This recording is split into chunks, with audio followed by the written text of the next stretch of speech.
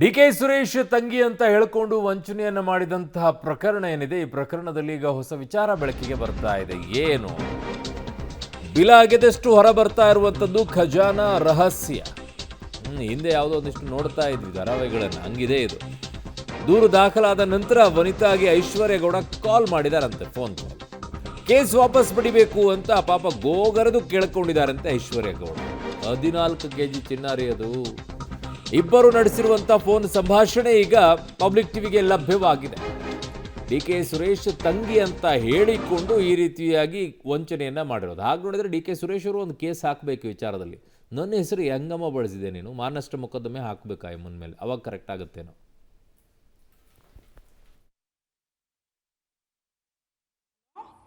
Hello. ಹಾ ಐಶೋ, ಇಲ್ಲ ನಿನ್ ಕಾಲ್ ಕಟ್ಕತೀನಿ, ಸ್ಟಾಪ್ ಮಾಡ್ಸಿ. ನನಗೆ ದುಡ್ಡು ಬೇಕು ಐಶೋ, ನನಗೆ ದುಡ್ಡು ಬೇಕು. ಕೊಡ್ತೀನಿ ಅಂದಿದ್ದೀನಿ. ನನಗೆ ಆಗಲ್ಲ, ನಾನು 2 ದಿನ ಕೊಟ್ಟಿಲ್ಲ ಅಂದ್ರೆ ಮಾಡು. 2 ದಿನ ಕೊಟ್ಟಿಲ್ಲ ನನಗೆ ಇವಾಗ ಫಸ್ಟ್ ದುಡ್ಡು, ನನಗೆ ಫಸ್ಟ್ ಇವಾಗ ದುಡ್ಡು ತಂದಿಡು ಐಶೋ. ನಾನು ಕಷ್ಟಪಟ್ಟು ತಂದಿರೋ ದುಡ್ಡು. ಏನ್ 2 ದಿನದಲ್ಲಿ ಮಾಡ್ತೀನಿ ಅಂದ್ಮೇಲೆ 2 ದಿನದಲ್ಲಿ ನಾನು ಮಾಡಿಲ್ಲ ಅಂದ್ರೆ ನೀನ್ ಏನ್ ಬೇಕಾದ್ರೂ ಅರ್ಧ ತರ್ಸಿ. ಇವಾಗ ನಿನ್ನ ಹತ್ರ ಇದೆ, ಕನೆಕ್ಟ್ ಇದೆ ತಾನೇ, ನೀನ್ ಮಾಡ್ಸು. ಇಲ್ಲ ಡಿ.ಕೆ. ಸುರೇಶ್ ಇದ್ದಾರೆ ತಾನೇ, ಡಿ.ಕೆ. ಸುರೇಶ್ ಹತ್ರ ತರ್ಸು. ಒಂದನ್ನು ಈಚೆ ಬರುತ್ತೆ ಕಡೆ. ನನ್ಗೆ ನಾನು ಸಾಯ್ಬೇಕಾಗುತ್ತೆ. ನೋಡು, ನೀನು ಸಾಯೋದು ಅದು ಇದು ಐಶು. ಹಿಂಗ್ 2 ದಿನ ಮಾಡ್ಸು. 2 ದಿನದಲ್ಲಿ ನಾನು ಕೊಟ್ಟಿಲ್ಲ ಅಂದ್ರೆ ನೀನ್ ಕೇಳು. ನೀನ್ ಇದೇ ಕೆಲಸ ಮಾಡಿ 2 ದಿನದಲ್ಲಿ. ಆಗಲ್ಲ ಇವಾಗ ಆಯ್ತು. ಮನೆಗ್ ಬಂದಿದ್ದಾರೆ, ಸ್ಟೇಷನ್ ಅಲ್ಲಿ ಬರ್ಕೊಂಡಾಗ್ಲೂ ಹೇಳಿದ್ದೀನಿ. 2 ದಿನ 2 ದಿನಕ್ಕೆ 26 ಅವ್ರಿಗೂ ಹೇಳಿದ್ದೀನಿ ಸರ್. 26ನೇ ತಾರೀಕು 27ನೇ ತಾರೀಕಲ್ಲಿ ಅವ್ರಿಗೆ ಬರ್ತೀನಿ ಸರ್ ಅಂತಾನೆ ಹೇಳ್ಬಿಟ್ಟು ಬಂದಿದ್ದೀನಿ. ನಿನ್ನೆಯಿಂದ ಬೇರೆ ಏನೇನೋ ಮಾಡಿ ಮಾಡ್ತಾ ಇದ್ದೀನಿ ಕೆಲ್ಸನ. ನಿನ್ನೆಯಿಂದ ಸಿಕ್ಕಾಪಟ್ಟೆ ಕೆಲಸ ಮಾಡಿದ್ದೀನಿ ಇದಕ್ಕೋಸ್ಕರನೇ. ನೀನ್ ಮಾಡ್ತಿರೋದು ಹೆಂಗ್ ಅನ್ಸ್ತಾ ಇದೆ ಅಂತಂದ್ರೆ, 1 ರೂಪಾಯಿ ಕೊಡಬಾರ್ದು ಅಂತ ಮಾಡ್ತಾ ಇದೆಯಾ ಅನ್ನೋ ತರಾನೇ ಅನ್ಸ್ತದೆ ಅಂತ. ನಾನ್ ನಿನ್ನ ಹತ್ರ ಎಷ್ಟ್ ಸರಿ ಮಾತಾಡಿದ್ದೀನಿ ಕುತ್ಕೊಂಡು. ಅಲ್ಲ ಶೋ, ಇವತ್ತು 10 ಕೋಟಿ ಇರೋದು 14 ಕೋಟಿ ಆಗಿದೆ. ನಾನು ಕೋಟಿನೇ ಕೊಡ್ತೀನಿ ತಾಯಿ. ನಾನ್ ನಿಂಗೆ ಅದೇ ಅಂದಿರೋದು. 10 ಕೊಡೋದು, 4 ಅಲ್ಲಿ ವಹಿಸ್ಕೊಡೋದು, ಮಿಕ್ಕಿದೇನಿದೆ ನಿನ್ ಕೊಡ್ತೀನಿ ಅಂತಾನೆ ನಾನು ನಿಂಗೆ ಹೇಳ್ತಾ ಇದ್ದೀನಿ. ನೀನ್ ಈ ಕೆಲಸ ಮಾಡಿ ಮರ್ಯಾದೆ ಹೋಯ್ತು ಅಂದ್ರೆ 2 ದಿನದಲ್ಲಿ ನೀನ್ ಯಾರು ಕೊಡ್ತಾರೆ? ಅವ್ರ ಏನಾರು ನೋಡ್ಬಿಟ್ರೆ ನನ್ಗೆ ಎಲ್ಲೇ ದುಡ್ಡು ಕೊಡ್ತಾರೆ ಅವರು? ನನ್ನ ಹತ್ರ ಆಗ್ತಾ ಇಲ್ಲ, ನನಗಿಲ್ಲ ಅಂದ್ರೆ ಅವ್ನ್ ಕೇಸ್ ಆಗ್ತಿಲ್ಲ. ಮಾಡ್ತಿದೆ ಅಂತ ಹೇಳ್ಬಿಟ್ಟು ಬಂದಿದ್ದೇನಲ್ಲ ಮೊನ್ನೆನೂ. ಪ್ಲೀಸ್ ಸ್ಟಾಪ್ ಮಾಡ್ಸಿ. ಆಯ್ತು, ನಾನು ಮಾತಾಡ್ತೀನಿ. ನನ್ನ ಸಹೋದ್ಯೋಗಿ ಈಗ ಮದೇಶ್ ನನ್ನೊಂದಿಗೆ ಸಂಪರ್ಕಕ್ಕೆ ಸಿಗ್ತಾ ಇದ್ದಾರೆ. ಮದೇಶ್, ಈ ವಿಚಾರ ನೋಡ್ತಾ ಇದ್ರೆ ಇದೇ ಕೆಲಸವನ್ನ ಆರಂಭದಿಂದ ಮಾಡ್ಕೊಂಡು ಬಂದುಬಿಟ್ಟಿದ್ರೆ, ನಾನು ಕೊಟ್ಬಿಡ್ತೀನಿ ಅಮೌಂಟ್ ಅಂತೇಳಿ ಯಾವಾಗ ಕೊಟ್ಕೊಂಡು ಬಂದಿದ್ರಿ, ಈ ಥರ ಗೋಗರ್ದ್ಬಿಟ್ಟು ತಗೊಳಮ್ಮ ನಾನು ಇನ್ನೊಂದ್ಸಲ ಕೊಡ್ತೀನಿ, ನನಗೊಂದು 2 ದಿನ ಟೈಮ್ ಕೊಡು ಅಂತ ಪುರಿಯಾಗಿ ಕೇಳ್ಕೊಳ್ಳೋ ಪರಿಸ್ಥಿತಿ ಬರ್ತಿರ್ಲಿಲ್ವೇನೋ ಇವರಿಗೆ?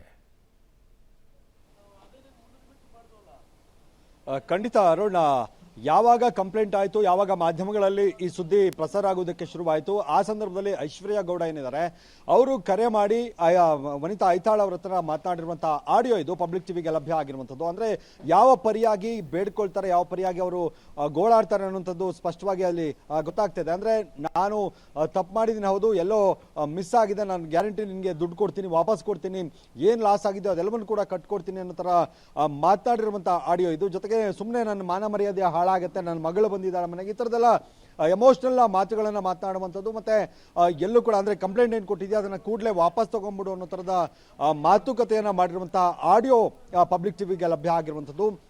ಇವರಿಬ್ಬರು ಕೂಡ ತುಂಬಾ ಆತ್ಮೀಯ ಸ್ನೇಹಿತರು ಅನ್ನುವಂಥದ್ದು ಕೂಡ ಗೊತ್ತಾಗ್ತಾ ಇದೆ. ಯಾಕಂದ್ರೆ ಅಷ್ಟು ಸಲಿಗೆಯಿಂದ ಇವರಿಬ್ಬರು ಕೂಡ ಮಾತಾಡಿರುವಂಥದ್ದು. ಈಕೆ ಅಂದ್ರೆ ವನಿತಾ ಐತಾಳ ಅವ್ರು ಏನಿದ್ದಾರೆ ಮಾಲಿಕಿ, ಅವರು ಕೂಡ ತುಂಬಾ ಆತ್ಮೀಯವಾಗಿ ಅವ್ರ ಜೊತೆಗಿದ್ರು. ಹಲವು ಅಂದ್ರೆ ಸುಮಾರು ಒಂದು 5-6 ಕೋಟಿಗಳ ಬಿಸ್ನೆಸ್ ಅನ್ನು ಕೂಡ ಐಶ್ವರ್ಯ ಗೌಡ ವನಿತಾ ಅವರಿಗೆ ಮಾಡಿಕೊಟ್ಟಿದ್ರಂತೆ. ಆ ನಂಬಿಕೆಯ ಜೊತೆಗೆ ಮತ್ತೆ ಡಿ.ಕೆ. ಸುರೇಶ್ ಅವರ ಆಡಿಯೋ ಅನ್ನುವಂಥ ನಿಟ್ಟಲ್ಲಿ ಅಂದ್ರೆ ಯಾರನ್ನೋ ಮಾತನಾಡಿಸಿ, ಅಂದ್ರೆ ಧರ್ಮೇಂದ್ರ ಅವ್ರನ್ನ ಮಾತಾಡಿಸಿದ್ದಾರೆ ಅನ್ನುವಂಥ ಆರೋಪವನ್ನ ಈಗ ವನಿತಾ ಐತಾಳ್ ಅವರು ಮಾಡ್ತಾ ಇರುವಂಥದ್ದು. ನಟ ಧರ್ಮೇಂದ್ರ ಅವರು ಡಿ.ಕೆ. ಸುರೇಶ್ ಅವರ ವಾಯ್ಸ್ನಲ್ಲಿ ಅಂದ್ರೆ ಅವರು ಮಾತಾಡ್ತಿದ್ದೀನಿ ಅನ್ನೋ ರೀತಿಯಲ್ಲಿ ನನ್ನ ಹತ್ರ ಮಾತಾಡಿ ನಂಬಿಸಿದ್ರು ಅನ್ನೋ ಥರದ ಆರೋಪವನ್ನ ಈಗ ವನಿತಾ ಐತಾಳ ಮಾಡ್ತಾ ಇರುವಂಥದ್ದು. ಒಟ್ಟಾರೆ ಇದು ಪೊಲೀಸರು ತನಿಖೆಯನ್ನು ಮಾಡಬೇಕಾಗತ್ತೆ. ತನಿಖೆಯ ನಂತರ ಬಹಳಷ್ಟು ವಿಚಾರಗಳು ಗೊತ್ತಾಗೋದಿದೆ ಅರುಣ್. ಯಾಕಂದ್ರೆ ಆ ಮಟ್ಟಕ್ಕೆ ಆತ್ಮೀಯವಾಗಿದ್ದವರು ಏಕಾಏಕಿ ಇಷ್ಟು ದೊಡ್ಡ ಮಟ್ಟದ ಚಿನ್ನಾಭರಣ ಅಂದ್ರೆ ಯಾರು ಕೂಡ ಕೊಡಲ್ಲ. ಎಷ್ಟೇ ಆತ್ಮೀಯವಾಗಿದ್ರು, ಸ್ನೇಹಿತರಾಗಿದ್ರು ಕೂಡ 8ರಿಂದ 9 ಕೋಟಿಯಷ್ಟು 10 ಕೋಟಿಯಷ್ಟು ಚಿನ್ನಾಭರಣವನ್ನು, ಅದು ಕೂಡ 14 kg 600 ಗ್ರಾಮ್ನಷ್ಟು ಚಿನ್ನಾಭರಣವನ್ನು ಕೊಟ್ಟಿದ್ದಾರೆ. ಅಂದ್ರೆ ಇವರ ಇಬ್ಬರ ನಡುವಿನ ಆತ್ಮೀಯತೆ ಎಷ್ಟಿತ್ತು ಅನ್ನುವಂಥದ್ದು ಕೂಡ ಗೊತ್ತಾಗ್ತದೆ. ಗೊತ್ತಾಗುತ್ತೆ. ಜೊತೆಗೆ ಓಕೆ. ಡಿ ಕೆ ಸುರೇಶ್ ಅವರ ತಂಗಿ ಅಂತ ಇವರು ನನ್ನನ್ನು ನಂಬಿಸಿದ್ರು ಅನ್ನೋ ಮಾತುಗಳನ್ನು ಹೇಳ್ತಾ ಇರೋದು. ಒಟ್ಟಾರೆ ಈಗ ಎಲ್ಲವೂ ಕೂಡ ಬಯಲಾಗ್ತಾ ಇದೆ.